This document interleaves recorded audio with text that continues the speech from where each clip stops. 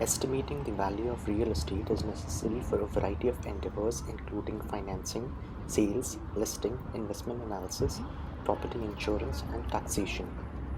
Valuing real estate is difficult since each property has unique features such as location, lot size, floor plan, and amenities. We will now discuss some of the pricing strategies that are used in order to determine the price of a real estate property.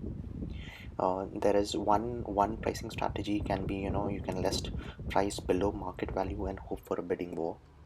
The other, what you can expect, is price your home above market and pray and negotiate in terms of the price. And the third marketing strategy, you can price your home at the market value. When it comes to market value, there are various factors that are taken into consideration.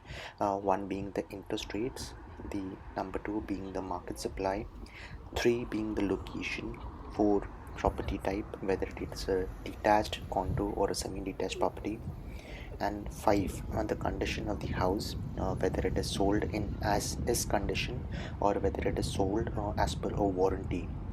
Also, at times the parking space is also taken into consideration.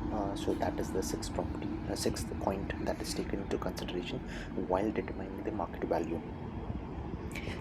Moving on to the first point, that is the interest rates. Interest rates are basically determined by Bank of Canada on a quarterly basis, and they may change their interest rates or they may keep it as it is. And depending on the change in the interest rates, there may be fluctuations in terms of the real estate properties. Um, the pricing for a detached house may go up, if the interest rates are pretty low, whereas if the interest rates are pretty high, the prices may be a little bit lower on the lower end, because that way the sellers ensure that the buyers are capable to buy a property, although the interest rates are high, but the house and the property price is within a reach, so that it can be sold in a market. So the interest rate is one of the points, and it happens. The interest rates may fluctuate, and that may be one of the reasons why a house may be, sold at a better price or at a lower price. Next is the market supply. Now, depending on how is the market supply, depending on the number of, the kind of house you want. If it is a detached house, definitely there has been, the supply has been short as compared to the detached properties. So definitely detached properties are less in the market, and detached houses are priced at a very high price as compared to a semi-detached or a townhouse or a condo. So a detached property is definitely less in terms of numbers in the market, and that is one of the reasons the price of a detached house may be a little bit on the higher end as compared to a semi-detached or a townhouse or any other property. So moving on to the next point, then we have the location. The location is also taken into consideration. The location, depending on whether it is within Toronto, or whether it is in Mississauga or Brampton, or whether it is in the outskirts of Toronto, or whether it is far from Toronto. That also determines the market price for a house. So if there is a detached house that is located within Toronto, definitely it will be priced at a higher rate, and it will be much more expensive as compared to any other property. Then we have the condition of the house. The condition of the house is, it basically determines the price of the house. So there are two possible outcomes for this. One, the property is being sold in as is condition, which means there are no warranties or nothing is available when the seller is selling a particular house to the buyer. The other condition is there are certain warranties on the AC, on the heating, the furnace, on the roof and the plumbing. So there are two ways, and there are two conditions which are applicable when a house is being sold in the market in Toronto. One being sold in as is condition, or the other is wherein a warranty is applicable. If the warranty is applicable, then you have like a warranty is applicable for the AC, for the heating, for furnace, roof, and the plumbing. The next point that is also taken into consideration is the parking space. If it is a detached house, definitely the parking space has to be available to the buyer. If the parking space is available, and the overall cost may be justified, if it is sold at a particular rate, the that particular rate may be justified if there is parking space, and if it is a detached house in a good location, and if there is certain warranties that are available. So all these conditions determine the actual price for the house, or actual value of a house when you're selling a house in Toronto. So moving on to the type of house, detached houses tend to be most valuable, followed by semi-detached and row houses. The next, there are other factors as well. So the number of bedrooms. Most houses in Toronto have 3 bedrooms. There's a penalty for 2 bedroom houses and a bonus for plus 4 bedroom houses. The number of bathrooms. A 2 bathroom home is more valuable than 1 bathroom home. Then location. A home backing onto a cemetery won't sell for as much as the neighbor across the street that backs onto a ravine. Lot size. Most of the price we pay for a house in Toronto is for the land. The house we live in aren't actually that expensive to build. Bigger is obviously more valuable. So open layouts are more valuable these days than houses with a lot of closed off rooms. The flow of space is important too. uh, Buyers ideally move in for a mortgage because it is difficult to afford a huge price, as the prices at which the house is being sold in Toronto. So buyers ideally move in for a mortgage for a 25-year term, with that being 5-year fixed close term or a 5-year variable close term.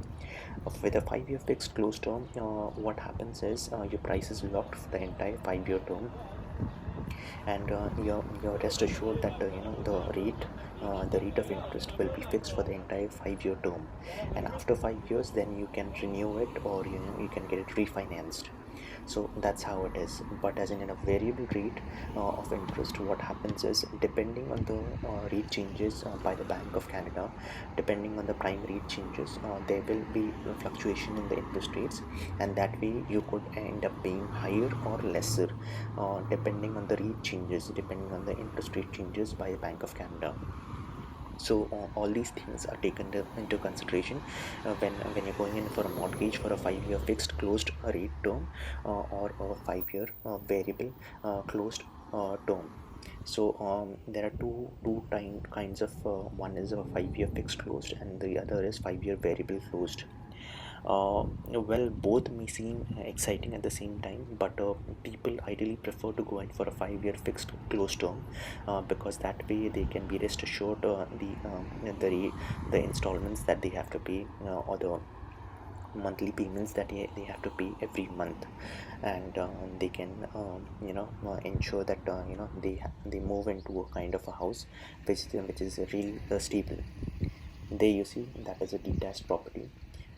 If you're seeing, that is a detached property, and these are all detached properties in the lane. So this is how a detached property is, and there are many things that are taken into consideration. As I said, the interest rates, market supply, location, property type, condition of the house, parking space. If you see, most of the houses, they have parking space, and that is where that is why one of the reasons why a detached property may be a bit expensive as compared to a townhouse, or a condo, or a semi-detached. Definitely semi-detached properties also do have some parking space, but being a semi-detached property, they have to share on the same wall, with the other end of the house. So that's how it is. But most of the houses that you see over here is a semi-detached property. Sorry, it is a detached property that you're seeing on your screen. Uh, Apart from the banks, people even move on to credit unions. Credit unions offer a lower rate of interest as compared to banks, because they are a union, they are a credit union, and they have their own terms and policies. So, and that is one of the reasons. Ideally, in Toronto, you have the Meridian Credit Union, and then you have the Altona Savings Credit Union. Both the credit unions are located in Toronto, and they do offer a rate of interest which is very competitive as compared to all the other banks, and that is one of the reasons people ideally prefer credit union as compared to a bank. Moving on to the other factors, as I said, there are quite a lot of other things, like the condition of the house.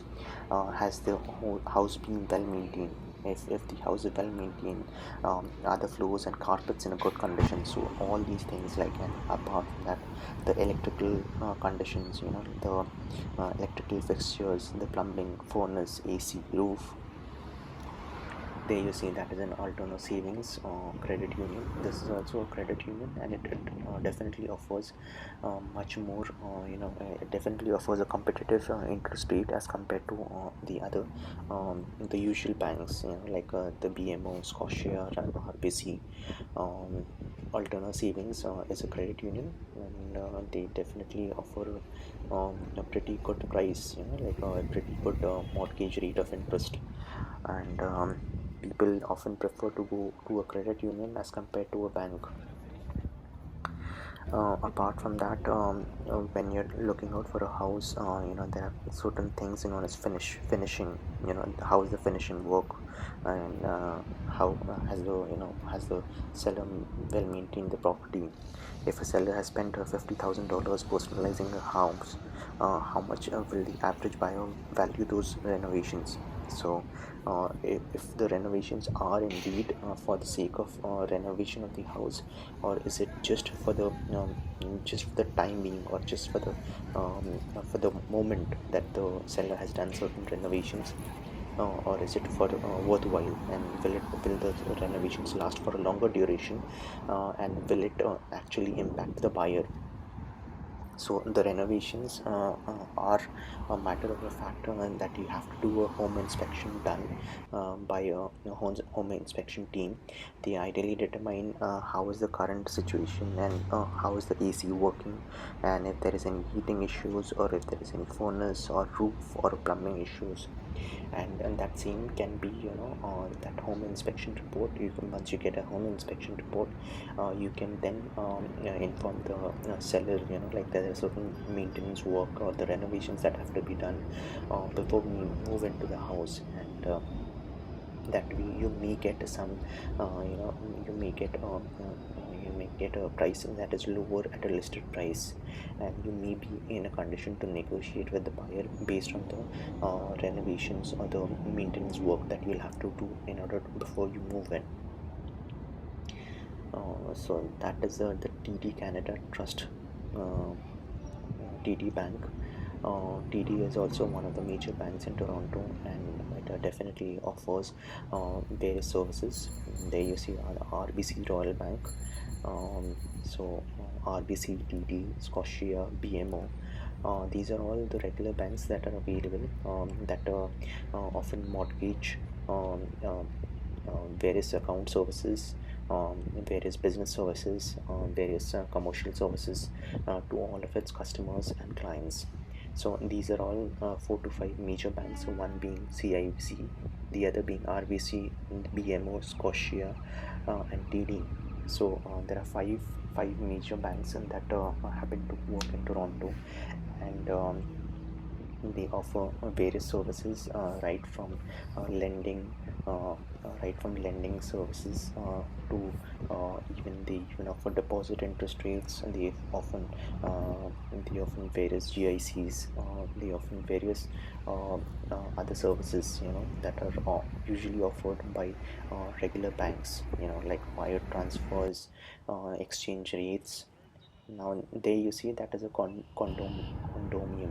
Okay, these are the apartments that are available in Toronto. There you see how big the buildings are.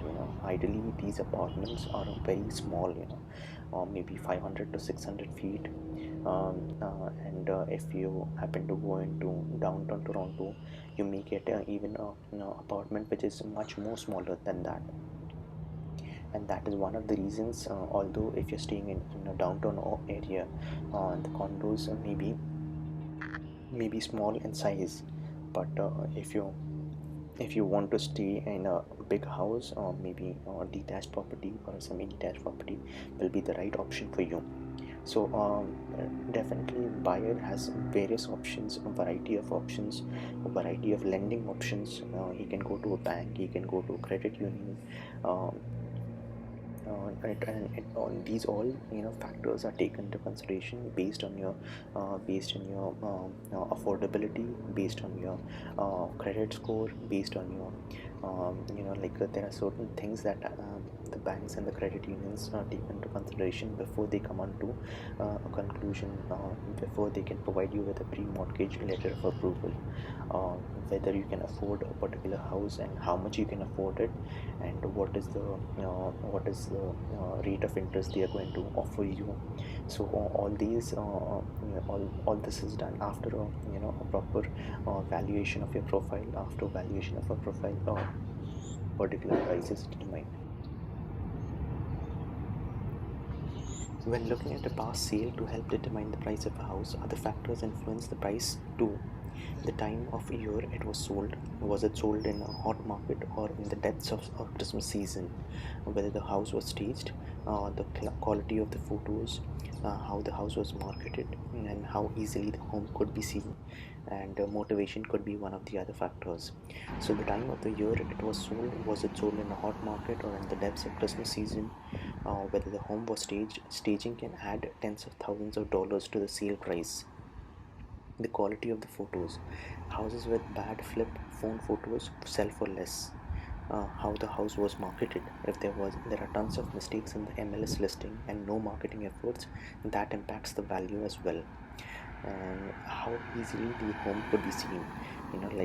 Could potential buyers easily book a showing, or did they have to see it between 2 and 4 on Mondays and Wednesdays, or Sundays for that matter. And apart from that, motivation. Sometimes house sales unnaturally low then because at a lower price because the sellers were desperate and just wanted out. These are some telltale signs that realtors use to see if a seller was particularly motivated or unmotivated. And these factors basically determine the price of the house. Now, apart from that, as I mentioned, if a price is below the market value, and there is a possibility for bidding war, so pricing low and setting a bidding war date can be an alternative way to generate a lot of interest in a house, in the hopes that multiple buyers will come to make an offer on your house at the same time.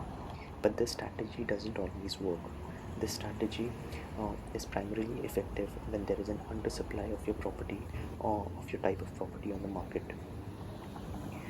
Then moving on to the other kind of when you have to price your home above market value and you negotiate.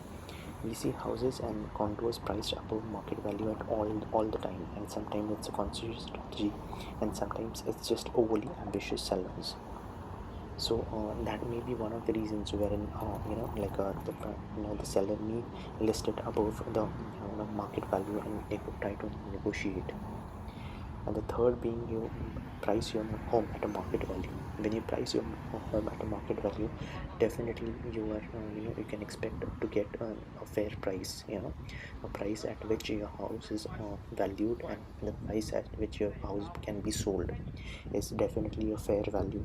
And that is one of the other reasons, most of the people, they do happen to go in for listing their house at a market value rather than listing it above or below the market value. So here we go. This is how the real estate value, the valuation is done in Toronto, and this is how real estate property prices are determined in Toronto. I hope you all have liked this video, and I request you to please subscribe to the channel so that we come up with more videos that would be really exciting to watch. Thank you.